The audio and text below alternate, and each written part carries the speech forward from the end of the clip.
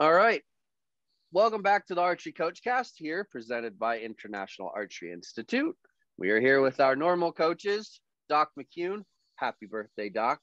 How many years around the sun is this now for you? Well, 81 around. I got on the train for 82 on the 4th of June. All right. All right. Well, happy birthday, sir. And then our soon-to-be grandpa, Larry Wise. Howdy. We're waiting patiently for that phone call. Yeah, or that twins text. coming later in the week. 2 more wise guys. I don't know if the world can handle 2 more wise guys. That's funny. And then our guest of the hour, the all-around good guy. Yes, all-around good guy. So for everyone, if you don't know who Jay Bars is, number one, he'll tell you. But number two, I'm going to steal some of his thunder because it's fun. Mr. Jay Bars is a multi-time Olympic athlete, 2-time Olympic medalist. I'm not going to steal that thunder from him, but his podiums did come from the 88 Olympics. Jay, what 88 Olympics? You want to tell us, where did you end up at that time? So I won the gold individual and we won the silver for the team. And I think the greatest accomplishment for me was it screwed up the Korean sweep in Seoul, South Korea. They had won the women's individual gold, silver, bronze, the women's team gold. They won the men's team gold. We won the silver, the U.S. And then I won the individual gold. The Korean won the silver. So I like to think I'm the guy that set the Korean men's team back by at least 15 years on winning a gold medal. So I'll take credit for that. Well, we mean this in the nicest way possible, but golf clap for that. So we have Jay on today. I had a pleasure of taking the Dick Tone seminar, Dick Tone Jay Bars seminar is the way it was described, if I remember correctly, at Lancaster Archery Supply, just before Casey took off to Olympic trials. The week before. And so Dick came in, Jay was in, my friend Justin Hewish came in. Justin, I got to spend the weekend hanging out with you guys and shooting, and Jay got a little bit of taste of the bare bow because we talked about it quite a bit, and we talked back and forth about some of the nuances between the two, but that's not what we're here to talk about today. I may save that for a Bearville Project episode. But what we did talk about, and I think one of the epiphany moments for me in listening to Jay's portion of the seminar speaking, when we got into the mental management side of his game, or the lack thereof at one point in time. And although Jay was shooting at elite levels, I'm not going to even go there. I'm going to let's talk about your beginning archery journey, kind of leading up to that point. You can just give us a summary, and let's get into that defining moment we talked about a little bit earlier. Yeah. So, I mean, how far back do you want to go? When I was a kid shooting or start? Yeah. I mean, how you got started, where you got started from. You should definitely mention your coach. And let's just, just kind of breeze through that and then get to that mental game discussion. Yeah, sure. So started as a kid because my parents shot and they dragged me to archery tournaments, and I'd rather shoot than play in the sandbox. So I kind of had a knack for it. Shot till I was, I think, 11 or 12, and then stopped, picked it up again at 17 because I didn't want to have to get a job after I got out of high school, and I couldn't afford to go to college, and there was a school giving scholarships. So I went, I used to be good at this. So I started shooting and managed to get a scholarship, shot collegiate archery. Dick Tone, my coach, mentor, best buddy, all around good guy, hero, saw me shooting and said, hey, you're pretty good at that. I think you got some talent. If you're interested, I'd like to coach you. Well, I lived in Colorado. He lived in Arizona. Whatever. Sure. Sounds good. I was 17 at the time. Fast forward a couple of years, Arizona State offered me a scholarship from junior college. I go out there and start working with Dick. And he completely changed my form and increased my draw length like 1.5 inches the very first day we worked together. Managed to drop my scores by a solid 45 points right off the bat. So I wasn't so sure. But, people have to understand when you make a major change, that's going to happen. So anyway, long story short, or long, scores came back the next summer, ended up making the national team. And so I started going to these national team camps, and it's the top 10 men in the US. And at the time it was Rick McKinney and Darrell Pace were by far the top two guys. They were the Michael Jordan and Larry Bird. And kids, if you don't know who that is, Google Michael Jordan and Larry Bird and you'll understand. So during these national team camps, it was early days. So, I mean, nutrition was a new thing. Sports psychology was a new thing relatively to our sport. Weightlifting, kind of a new thing. And they teach us all these things at the camp, and we'd all go back to our normal routines and do what we always did. And Rick McKinney was really into this. So this would have been late 85. And we're having a camp. And again, this is the top 10 men in the US. Rob Caulfield was at this camp, Ed Eliason, you know, those kind of people. And Rick makes a statement. He goes, you know, I'm not worried about any of you guys ever beating me. Oh. And What happened I there? thought, Hold on. that's, Oh, there sorry. we go. No, you're good. I thought that's a fairly bold statement to make in the presence of 10 other guys that are, you know, the top 10 in the United States. Now, granted, Rick and Darrell were way ahead of us. He goes, every time you come to camp, we teach you how to eat. We teach you how to weight lift. You know, we teach you mental training. And every year you go back and do what you've always done. He goes, you do what you always done, you get what you always got. He goes, I eat right, I train, I weight lift. He goes, and I do mental training. And I'm not worried about any of y'all ever beating me. And I sat back and went, well, he was world champion in 83. He was a silver medalist at the 84 Olympic Games. He was world champion in 85. Not a bad string he's got going right there. I thought, all right, I don't buy this mental training BS, because you just need to shoot more arrows and just not suck. So I thought, here's what I'm going to do. Just to get them off my back, I'm going to do this mental training. I'm going to pick one of these programs, this camp, one that makes sense to me, and I'm going to do it. I'm going to prove it does not work. And then they will get off my back and let me go back to doing what I do. And I can just tell them, yeah, the mental training's nice, but I'm going to skip that session. So of all the programs they had kind of laid out, one of them was called Positive Affirmations. And this is where you take 3x5 note cards and you write on there things you're trying to improve. For example, it starts with, I enjoy and am comfortable. And then you fill in the blank, shooting scores over whatever, shooting 300 arrows a day, knowing I can beat Rick McKinney and Darrell Pace, I enjoy and am comfortable shooting strong, smooth shots in the wind. I enjoy and am comfortable allowing my sight pin to have its natural arc of movement, those type of things. And the theory behind it was total voodoo. It was your subconscious sets limits on everything you do, both high and low. So it's your comfort zone. And the way they described it was, if you're driving down the road in your car and you're not paying attention, you look down and you're doing 80 miles an hour, you immediately let off the gas because you're not comfortable going 80 miles an hour. And that's because it's above your high limit of what your comfort zone is. And if you're going 45 miles an hour, you immediately step on the gas because it's below your comfort zone. And it keeps you within this comfort zone, even while you're driving a car. And I thought, yeah, okay, right. I'll give this a try because it seemed like something I could do. There was self-hypnosis was one of them. I tried that and all I did was fall asleep. There was a couple others that seemed too convoluted. So this one seemed like something I could do. Write down some note cards, carry them with me, read them 6 or 7 times a day, visualize what's on the card, go to the next card. It takes about a minute to go through 6 or 8 cards. I can do this. Don't believe it, but I can do it. So I wrote these things up, talked to Dick. Does this seem like a good idea, good plan? These cards make sense. Yep. So I did it. I started reading these cards. And what I noticed after about 6 months was not a whole lot. And the reason was because you just start to expect to do what's on those cards. And so it doesn't even register that you're doing them. You know, I went from shooting 100, 150 arrows a day to shooting 300 arrows a day. Had no idea why. My score started going up. I noticed that. So I kept adjusting the score. But the other stuff, like letting my sight pin have its natural arc of movement, all that kind of stuff, what that caused was my shot to become more relaxed because I wasn't worried about my sight pin moving around. I could just look at the center, execute the shot.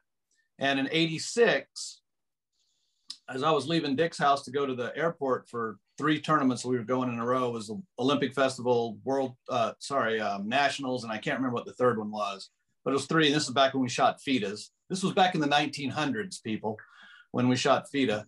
I told him, I said, I'm going to shoot a 1300 if I get 2 good days of weather. And his response to me was, well, save your scorecard because I won it. I was like, okay. And I just knew I was going to shoot a 1300. And at Nationals, the first FITA at Nationals, it was 2 good days of weather. And I shot a 1300 on the button.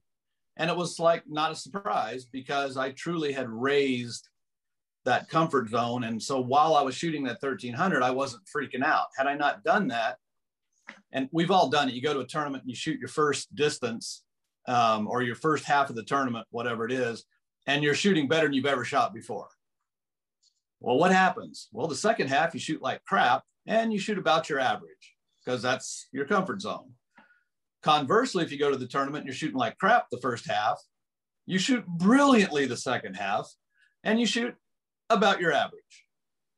And so that's how this system works. And that's how changing your comfort zone works. You can do it the old fashioned way, which is you go beat your head against the wall until you slowly raise your scores up a little bit at a time. And then your mind starts to believe you're better than you are. But that takes a lot of work. And it also takes a little bit of luck because you have to be able to shoot those scores. And if you don't believe you can shoot them, about the only way to do it is your mind is thinking about something else. So you're sick that day, or you just broke up with your girlfriend or your boyfriend, or you lost your job. And so your mind isn't thinking about archery. You're thinking you're just shooting arrows and your subconscious is doing it. And at the end of the day, you're like, holy crap, I shot really well today. How did I do that? That's kind of what this program does. It makes your subconscious drag you up to a level that it thinks you should be, and it will physically bring you to that level. I know it's voodoo. It sounds stupid when I explain it to this day. Trust me, it works because I'm the guy that went into this thinking, this will not work. I will prove this will not work. And it still worked. So there you have it. That is literally the in the grand scheme, that's the broad view of that's what you used going into, was that, what'd you say, 86, right? Yeah. Started late 85 into 86, and I carried it all the way through to the Olympics in 88. Yep. Yeah. Matter of fact, hold on 1 second. Don't go away. Go ahead. Yeah, you're good. No worries. No worries.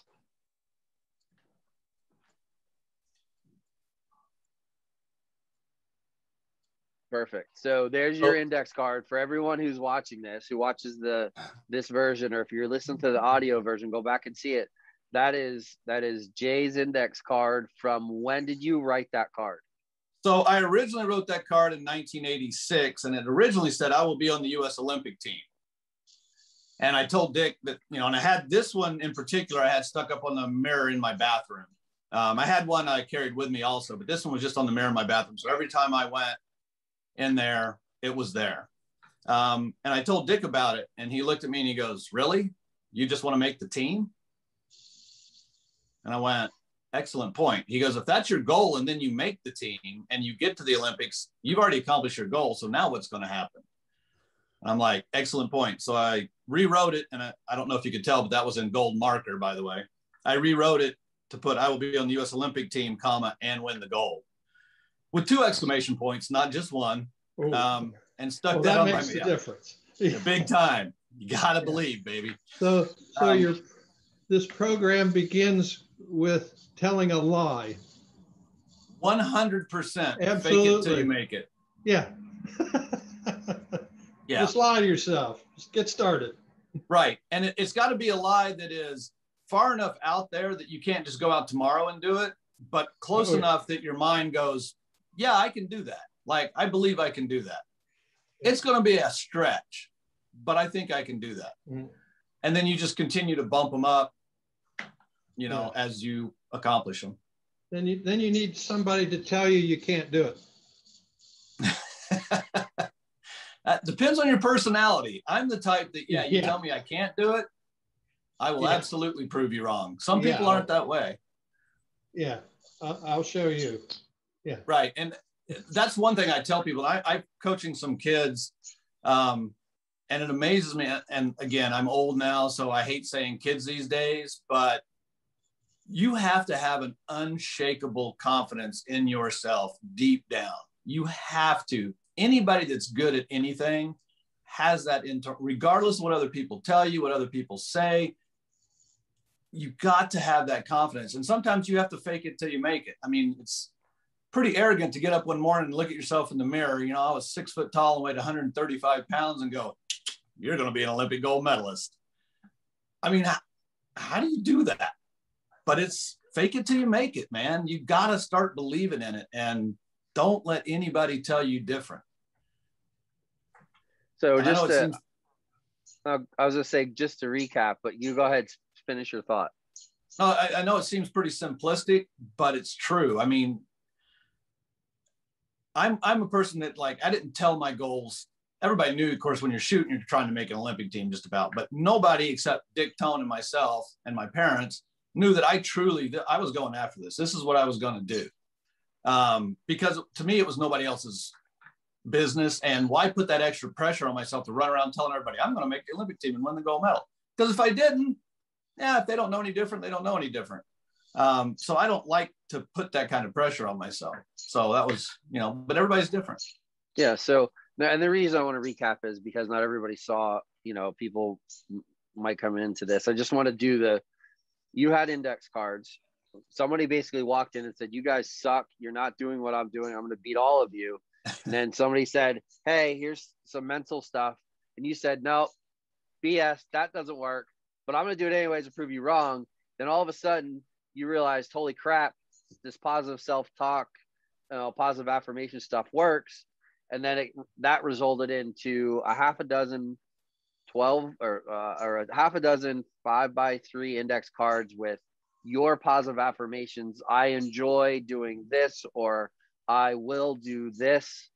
And those just over time transformed into somewhere in 86 that you were going to win the Olympic gold. Come 88, you won the Olympic gold in the individual. Yes. That's literally just like, and we talk about positive self-talk. And Larry and I have done some mental courses with Doc, and we did the online stuff. And the positive self-talk thing is in the smallest microcosm of mental management is like the easiest, most effective way that someone can help deal with tournament pressure or whatever is just day-to-day life. Positive self-talk. I will, before this, I didn't sit here saying I will record a really good podcast before this, but I'm saying, like, you have to take that approach to things. I will shoot the next arrow better than the last. Even if the last one was an X, I will shoot the next arrow better than the last. It's that positive self-talk, that positive affirmation thing. It seems like kids especially, man, they struggle. They struggle because they think that what's happening around them is the value of the person they are. I mean, I've struggled with it. We all do. That's huge. And that's one of the things I definitely talk about. It's like, archery is what you do. It's not who you are. And I struggle with that. We all do, because if you're any good at something, you have an ego, and it hurts your ego to go out there and shoot worse than you're capable of. And you're embarrassed. Well, I got news for you. I said this at this. Gives a crap how you shot, but you. Frank, how did you shoot today? What they're really asking is, hey, Frank, did I beat you? They don't care how you shot. They give zero care about how you shot. Doesn't matter to them. They just want to know if they beat you. That's it. So nobody's watching you as closely as you think they are. Trust me. 15 minutes after the tournament's over, ask somebody, hey, who won? Most people won't even be able to tell you who won the tournament, much less that you missed the bail on the second end of, what. They don't care. They don't know. It doesn't matter. So it's all about you. And to me, what put this in perspective, and again, if you're younger, you won't know this guy, Greg Louganis, probably the greatest diver the U.S. has ever produced in the Olympics. He won the 3-meter springboard and the 10-meter platform in 84 and again in 88. So won 4 gold medals, dominated the sport. And I was at a press conference. It was me and him and several other athletes. And interviewer asked him, they said, Greg, what's the last thing that goes through your mind when you're on a 10-meter platform, you're 35 feet above the pool that looks like it's the size of a postage stamp. It's the last dive for the Olympic gold medal. You're about to hurl yourself off of this 35-foot high platform, doing 3 full flips with 3 full twists. You have to hit the water perfectly vertical and make almost no splash to win the gold medal. What's the last thing that goes through your mind? And Greg goes, no matter what happens, my mom will always love me. And I'm like, there you go, ladies and gentlemen. That's it in a nutshell. I thought it was brilliant. Absolutely. And I guess the idea of like when, Larry, you brought this up, or we talked about this prior, that idea of like when and where do you apply that positive self-talk, when and where, because there's got to be moments, even though you've gone through this stuff, you've read the index cards, you know, or maybe there's not moments. I don't know. Maybe you can elaborate on that in the 88 Olympics, where there's some moments where you had to, well, no, that was a mantra discussion. That might happen at a later date, the Top Gun mantra discussion.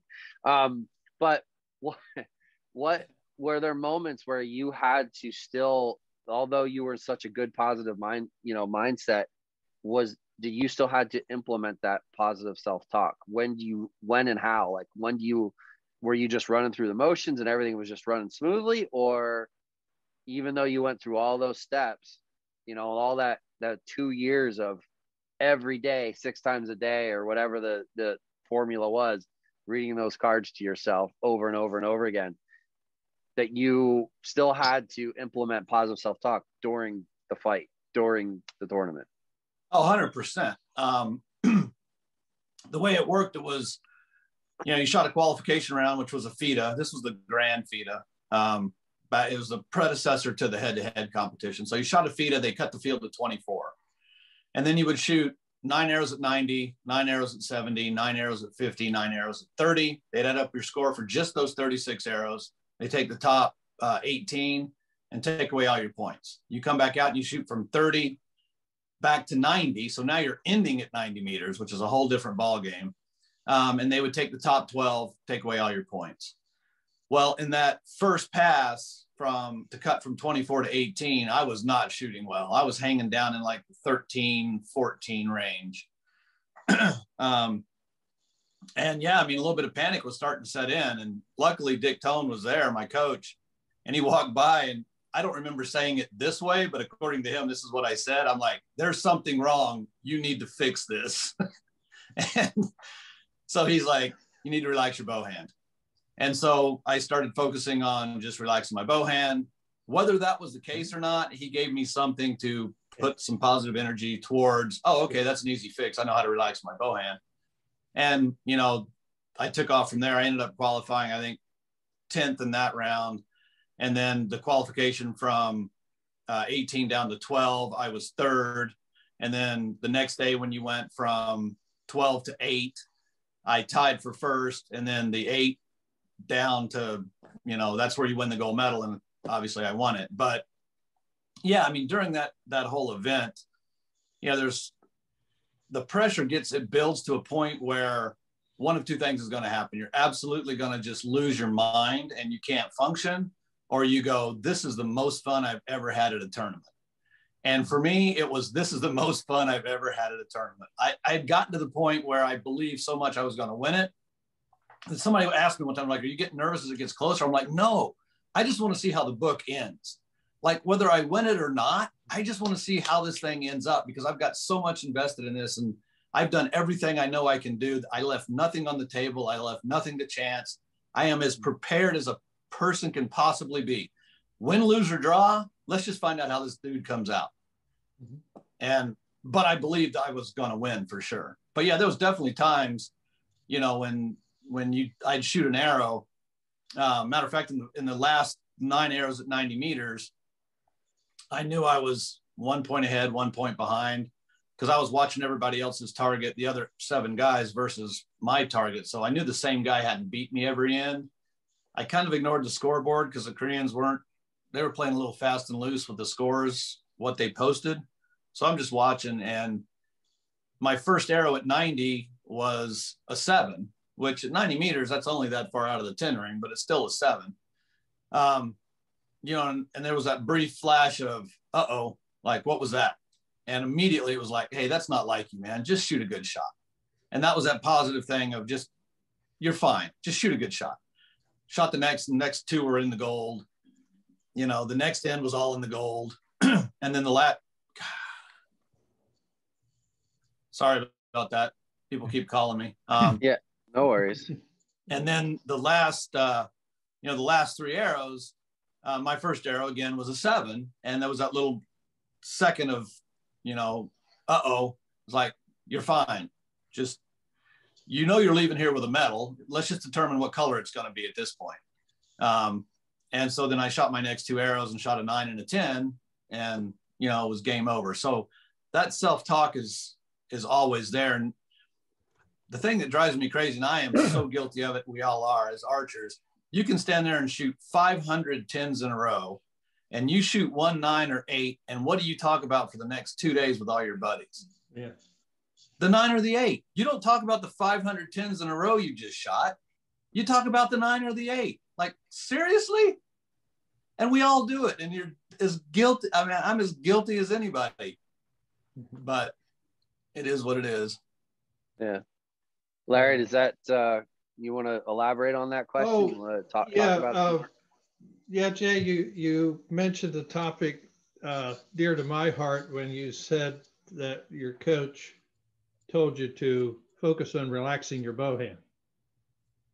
So what he got you to do is present process thinking. He got you in the present. Correct. Yeah. And don't think about what the outcome might be. Think about how to shoot a good arrow right now. right, that's what you have control over. Exactly. Yeah, you have no control over what everybody else is going to do. You have no control over the weather.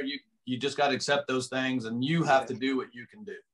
Right. And no control over your arrow after it leaves the string. Correct. And when you start realizing that, then you can focus on the important thing of what you're doing now. 100%. And archery's, you know, it's good and bad in that you get instant feedback.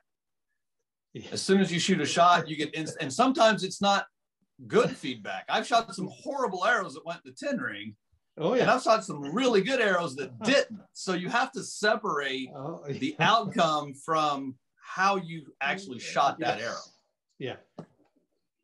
Yeah. Yeah. That's a profound people only statement. 4 things can happen when you shoot an arrow. Yeah. You know, You have to shoot separate well, the it arrows. scores well.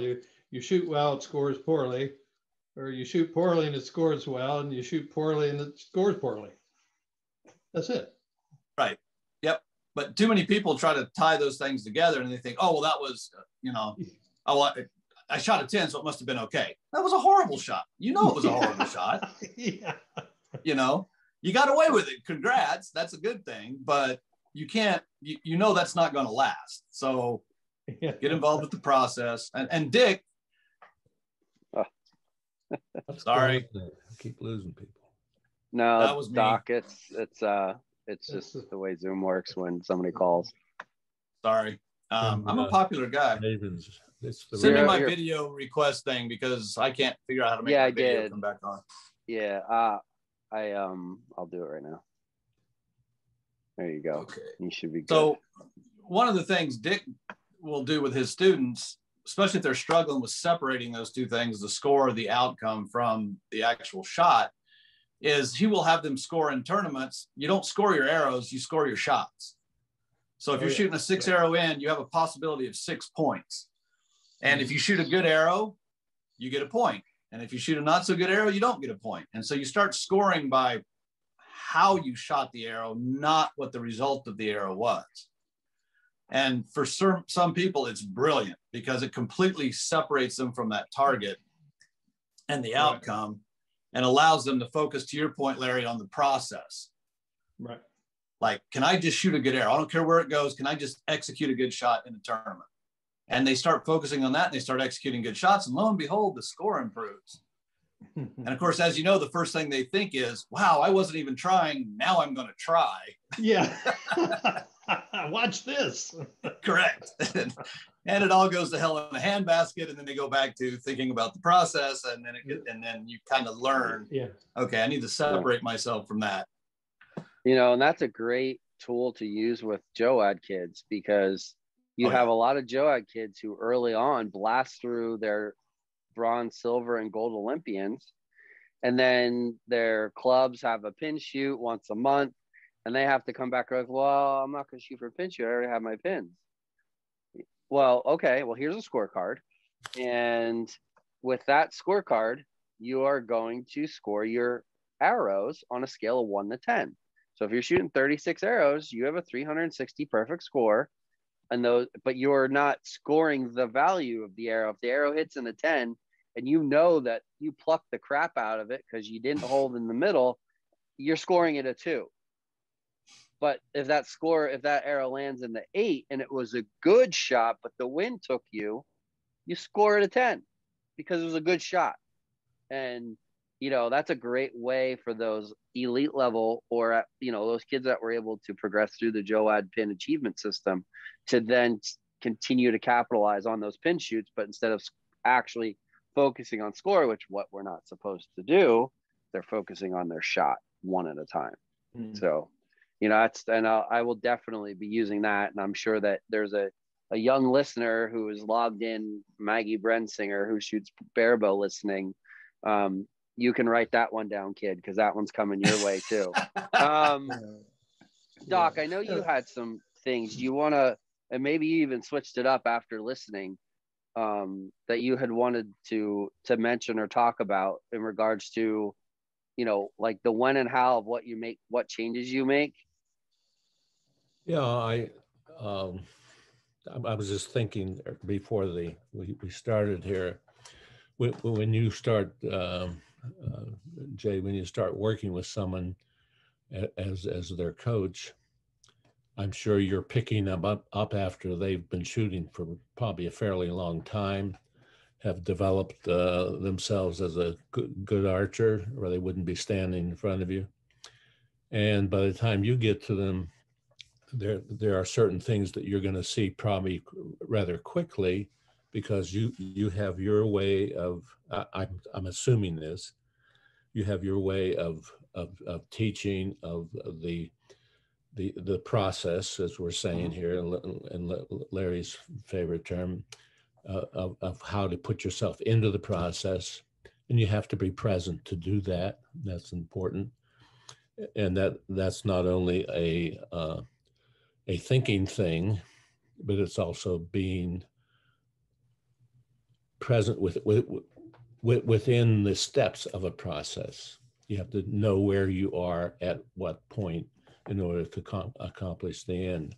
Mike, I was saying to Frank before we got started, I'd be interested to know, once you start working with someone who is this far along, how do you go about helping them make the changes they need to make?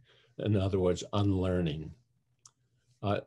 Just as an example, and I'm a fair archer and I've shot for a long time, but I've never, other than with myself, and I'm not particularly proud of this, I've always been doing other things. So as when I was a kid, I was a dairy farmer, and the cows came in twice every day to be milking and to be milked. So you didn't have a lot of time to do other things. Then later, professional and very busy in my practice, and I taught 40 some years in medical field, so very busy. So I never was a competitive archer. Now I'm trying to remedy that. If Frank can ever get my new bow together, we're gonna teach me how to become a barebow shooter. It's the only bow I haven't shot. Well, I don't even talk about crossbows, but I think they're illegal. But my question is, how do you help someone unlearn? So the way I look at it is, let me just finish my thought. I was teaching people who already had their doctorates. I was teaching in a postdoctoral program to nurses, physicians, therapists, and so forth. And they already knew everything that there was to know about what all was known. And they wanted you to realize that. how do you help people unlearn to learn something more? So for me, at least with archery, I can't speak to doctoral students, but with archery, it's almost everything becomes a habit. And so instead of people want to break a habit, well, in my opinion, you can't break a habit. You have to replace it with a new habit. Mm-hmm. So if they're doing something that's, counter to what I think they should be doing, I will try to not make them stop doing that. I will try to replace that with a different thing to do, a different habit, a different way of looking at it. And depending on the individual, and this may be the case with a doctoral student, sometimes you may have to prove to them they really don't know everything. And I have blown a few people up, kind of blown their minds with, oh, so you think this is how it works? Well, let me show you why that's not true. And then when they have that epiphany, they're like, oh, okay, I get it. But I always try to just replace what they're doing with a new habit, a new system, and a new way to think about it, versus try to get them to stop doing something else. So in time, it becomes a habit. Correct. Yeah. And I also am very clear that you will probably go backwards before you go forwards. So be okay with that. Mm-hmm. That's you good have stuff. to create in them a need to know something that you know. Yes. Yeah. And, I've had a couple of difficult people, and it was like, look, if you knew everything, you wouldn't be asking me how I did this. So speaking of difficult people, didn't you classify yourself as that for Dick Tone? Oh God, yes, absolutely. There's no doubt. So you're speaking from experience. I started, what's that? So you're speaking from experience. Oh yeah, 100%. The day I started coaching, my first phone call after my first lesson I gave was to Dick Tone. And I just said, hey, Dick, I apologize. And he's like, for what? I go, everything. Just everything. And he just laughed. He goes, yeah, coach, it's a little different, isn't it? So yeah, but the interesting thing, to me, when people ask, so, what makes a good coach, or how did you find a coach? First and foremost, you have to believe whatever it is they're teaching. Whatever it is, you have to go, that makes sense to me. Yeah. And I see how that could work. Yeah. And then secondly, it has to be a relationship that there's give and take. So with Dick, there was many times he would tell me to do something and I'd be like, why? And he would tell me why. He would explain, well, this is what we're trying to do, blah, blah, blah. And then other times he would say, you don't need to know, just do it. And it would frustrate me. And we'd start bickering back and forth. And finally he'd go, look, Jay, if I tell you why I want you to do this, you can affect the outcome, and we're not going to know for sure why. He goes, you're good enough at what you do. You'll affect the outcome. I don't want that. I just want you to do this. Just do it. Okay. And then I would do it. And then sometimes it was, yeah, that worked. And other times it was, yeah, okay, that didn't work. And the thing is, Doc, as you know, it's called the practice of medicine for a reason. Same with coaching. Not everything a coach tells you may or may not work, but they're trying to get to an end result. And you have to have 100% faith that that person is trying to make you better. And if there's any doubt in there, maybe that's not the right coach for you. If you've gone through 4 or 5 coaches with that doubt, the only common denominator at that point is you. Maybe you're just not coachable, which I don't believe anyone is totally not coachable, but you have to find that give and take. And yeah, there's definitely some headbutting that will go on, but ultimately you have to believe in the system and believe they're trying to make you better. Perfect. That's outstanding response. And it's something I wrote down while you were talking. I wrote down, because I always play around with names of podcast episodes, and this one definitely is, mental game and unlearning bad habits, because that is the toughest part about archery, is unlearning the bad habits and replacing them. And how do you replace them? And we don't have to get into that. Well, the good news is you don't have to unlearn it. You just have to replace it. Or replacing bad habits. Yeah, you're probably right. That's a better right. Yeah. See, now I have to write that down. Telling somebody not to do something, the mind doesn't hear the not. The mind works in pictures. Yeah. So if you say, don't, and fill in the blank, don't think of a pink elephant. Well, the only thing you can think of is a pink elephant, because the mind works in pictures. you have to put it in a positive, think about a blue elephant. Well, Yeah. okay, I can do that. You can't block out negative thoughts. Correct. You can only replace think it. positive thoughts, and then there's no room for negative. Right. Correct. We do have Yeah. let me just pause for 1 second. Those of you that are viewing, if you want to submit any comments or questions, Sean beat me to the punch. You can submit those via the chat. We're going to continue the conversation. And if we have any comments or things to respond to, we will, and then to close things up. But go ahead, Jay, with that thought. I'll say one thing I want to say about the positive self-talk. People that know me and have been with me at an archery tournament would look at me and go, everything you have said so far, Bars, is complete BS, because I've heard you berate yourself worse than any drill instructor ever would at an archery tournament for not shooting well. Oh, yeah. And it is 100% true. Here's the difference, though. I truly didn't believe it. Deep down, I didn't believe what I was saying. For me, though, sometimes it was motivating to just go, seriously, you suck. And then the next thing was, oh, yeah, I'm going to prove you wrong. Right. It's what you do that next second. Correct. Yeah. Now, for most people, if you keep telling yourself that, you're going to start believing it, because you will start to believe what you say. But deep down in my heart, I had that unshakable confidence that it wasn't going to bother me.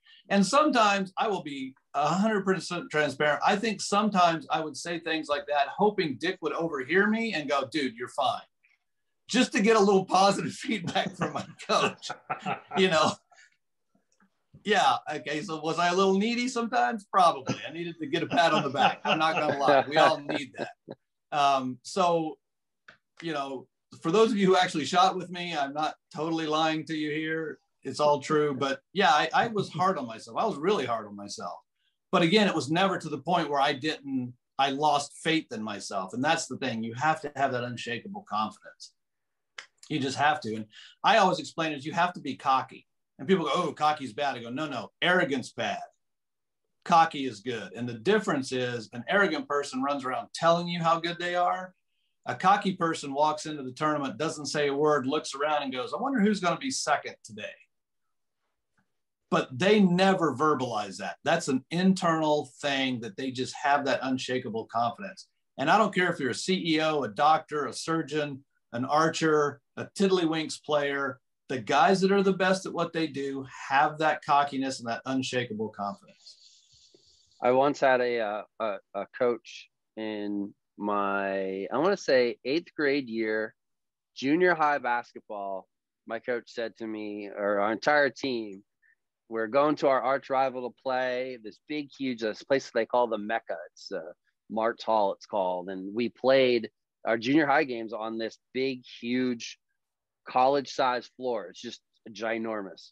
It's the neatest thing when you walk in as a junior high, well, even as a varsity player. But you walk in and he goes, we go into there and those guys all have chips on your shoulders and you guys need to have chips on your shoulders. When you looked at him and they were like, but, and he said that, he was like, well, we don't want to be cocky. And there's like, no, every good athlete, no matter what sport it is, has a chip on their shoulder.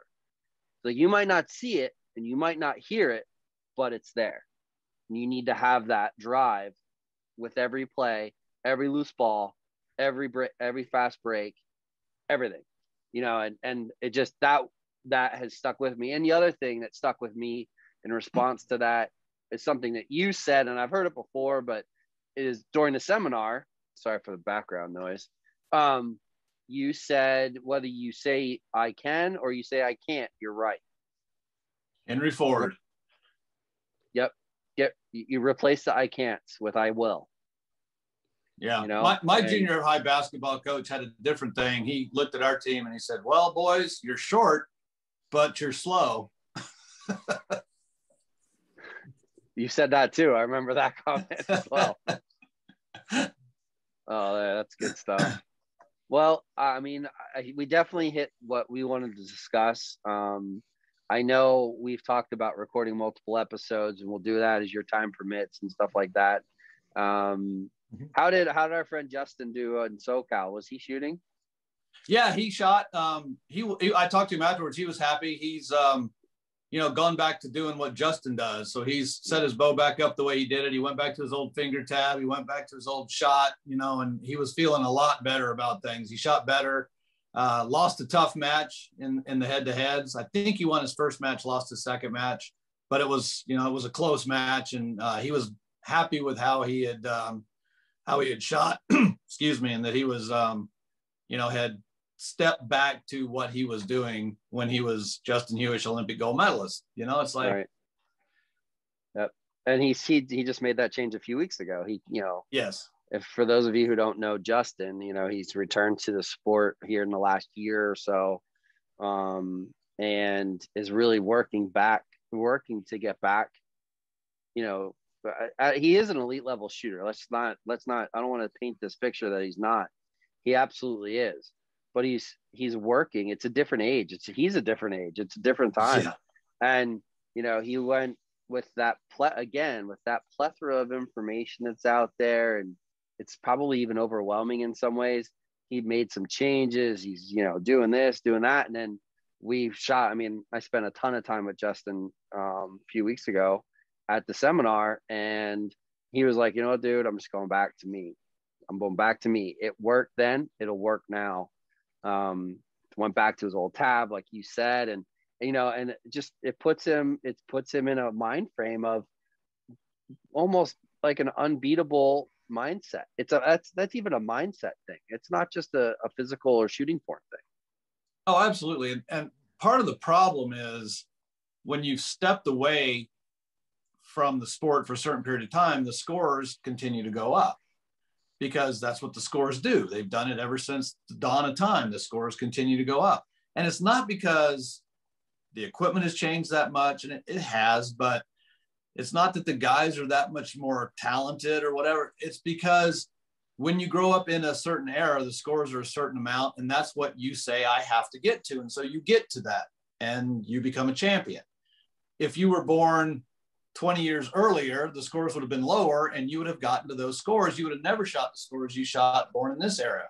Mm-hmm. And if Justin was born 15 years later, he would look at the scores now and he would be, 20 years old. And he's like, oh, I've got to shoot 340s and 70s. And he would do it because if you're a champion, it doesn't matter what era they put you in, you will still be a champion because you've got the mindset, you've got the work ethic, you've got all of that.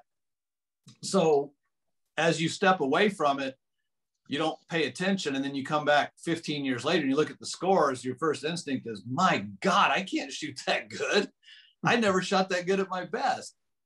Then you start to realize, well, yeah, if I had continued to shoot and watch the scores do that, I would have continued to chase those scores because that's just what you have to shoot. But it is a rude awakening to look at the scores they're shooting and go, woof, how am I ever going to get back there? And that's why he went and started doing things he had never done before and finally realized, wait a minute, my form's good enough the way it was to shoot these scores. It's between my ears. I just have to convince myself I can still do that. And you can. Yeah. That's a perfect closure to this discussion. You guys have anything else you want to chat about before we let Jay get on with his day? Well, I hope we can continue this further. Yeah. There's a lot more to think about and say here. Love Absolutely. to. Yeah, we will for sure. So everybody look for that part 2. Yep. And I think we're going to call it a day. Thank you everybody for joining into Archie Coach Cast. Just a reminder, this is obviously on YouTube because you're already watching it if you didn't catch the live recording. And it'll be on all of the audio version will be on Spotify and Anchor and Apple Podcasts and all of those places as well. So check us out there. And thank you to Sean and Maggie and those who joined in to listen live. And just a reminder for all you guys, we record every Monday at 12 Eastern time. You can just click the Zoom link, log in. You can't turn your video or your audio on, but you can listen live and then interact even if you want to with the guests. We did have Sean Moore, he's a regular. Jay, he's in Ireland, so he logs in and listens to every single one. He's gone through some of our classes and stuff like that. And then Maggie, who is she's local to me. I coach her in Barabo. She's she's quite the talented young barebow shooter. But I think this discussion today, Jay, is exactly the one that she needs to hear, because your approach is just so it can affect anyone, whether it's a youth shooter or the highest level of a shooter. So I mean, just the timing is outstanding. So thank you, I appreciate it. Yes, definitely, absolutely. Thank you both, or thank you, Doc and Larry, for once again. And thank you, Jay. Jay, thank you. Absolutely, so much thoroughly enjoyed it, gentlemen. Yes, and we'll like I said, we'll continue this throughout the next few months and stuff around your schedule and coaching and whatnot and whatnot. All right, thanks everyone for joining us. Bye now. And